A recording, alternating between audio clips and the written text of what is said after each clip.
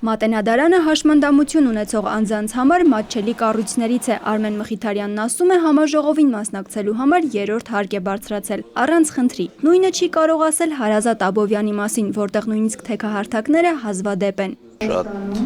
քիչ է, ինչ արվում է Երևան քաղաքում, բայց մեզ մոտ մարզերում շատ դժվար է վիճակը, ավելի բարդ է։ Համաժողովը սոցիալական հարցերի եւ աշխատանքի նախարարությունն է կազմակերպել հաշմանդամություն ունեցող անձանց իրավունքների մասին ՄԱԿ-ի կոնվենցիայի 10-ամյակի առիթով։ Հայաստանում ՄԱԿ-ի մշտական համակարգողն այդ կոնվենցիայի կարևորությունն ընդգծում է նշելով. աշխարհում հաշմանդամություն ունի ավելի քան 1 միլիարդ մարդ։ Կարևոր է վստահ լինել, որ կառավարություններն անում են ամեն ինչ, որպեսզի հաշմանդամություն ունեցող անձինք կարողանան օգտագործել իրենց հմտությունները։ ՄԱԿ-ի կոնվենցիան այս առումով հաջողված ուղեցույց է։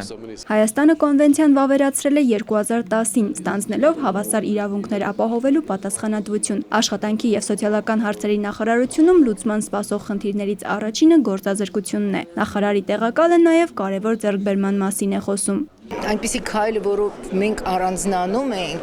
ՆԱԿԱՊ-ի երկրներում, դա հաշմանդամություն ունեցող երեխաների կրթության իրավունքի ապահովումն է, սոցիալական